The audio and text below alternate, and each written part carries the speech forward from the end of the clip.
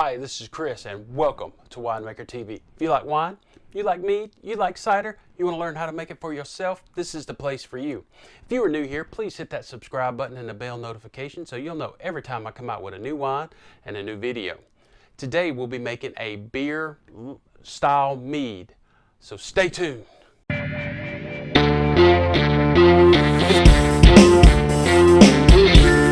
Today we'll be making a beer style mead.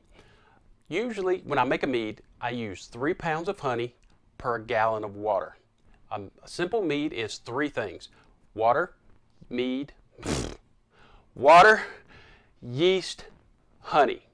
Then we use one gallon of water to 3 gallons of honey. But today, since I want to make it like a ale or a beer, I'm going to be only using 1 pound of honey, which will bring this in about 5 to 6%. I'm going to, I got some that I'm going to test and get.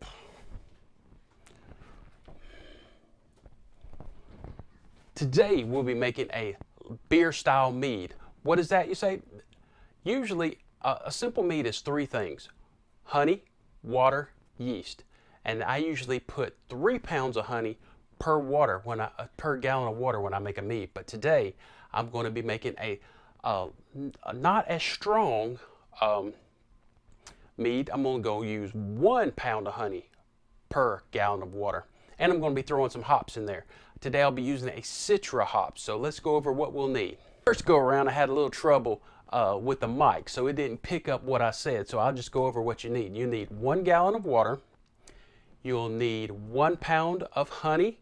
I picked up some wild honey that's native to the southeast at Walmart of all things. So I got 1 gallon of water, 1 pound of honey, and I would prefer to use a ale yeast like a Safel SO4 or a Nottingham ale yeast, but I don't have any, so I'm just going to use what I got. Today I'll be using a Premier Blanc.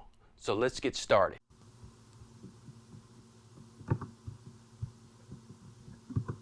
Okay, you're going to add your pound of honey. This honey's been soaking in hot water, and see how easy it poured out.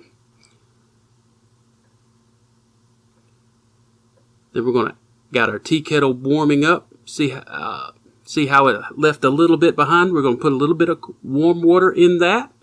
You bought all that honey, you might as well use it. We're going to add the rest of the hot water to our fermenting bucket.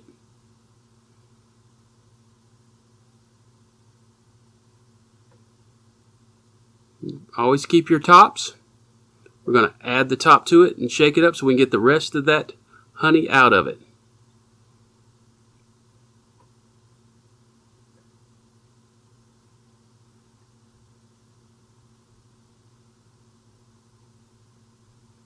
Then we're going to stir it up and add the rest of our water and stir it up.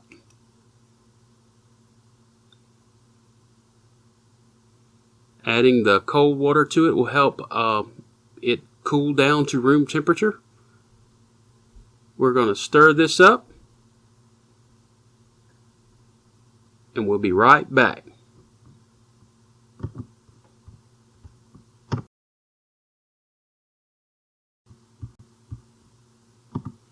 Okay, we've added our honey.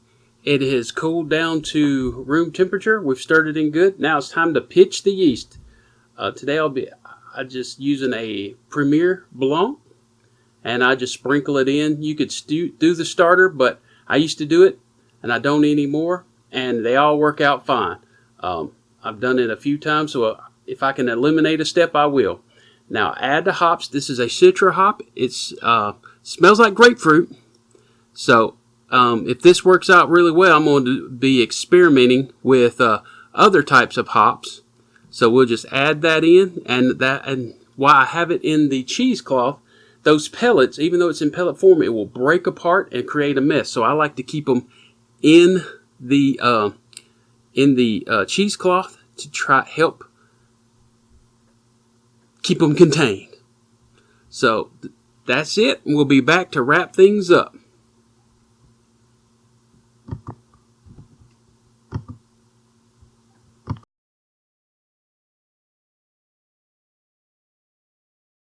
And that's how you make a hopped mead.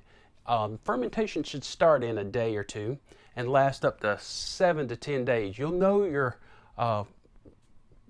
your mead is ready when you take 2 consecutive readings on your hydrometer and the numbers are the same.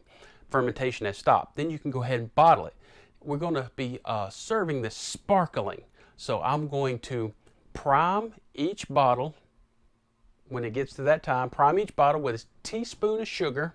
That'll restart the fermentation process and dissolve all the carbon dioxide, and when you get ready to enjoy it, it'll be sparkling. If you like what you see here and you want to help support my channel, there'll be Amazon affiliate links in the description below. Those are where you can go and buy starter equipment, go buy your yeast. But if you don't need any of those things, go ahead and click those links and go about your average Amazon purchases. And when you do that, you'll help support my channel and help me buy ingredients and equipment. Also, there'll be some cards coming up. Continue, click another one to continuing to learn. Share this video on social media. This is Chris with Winemaker TV, and that's all there is today.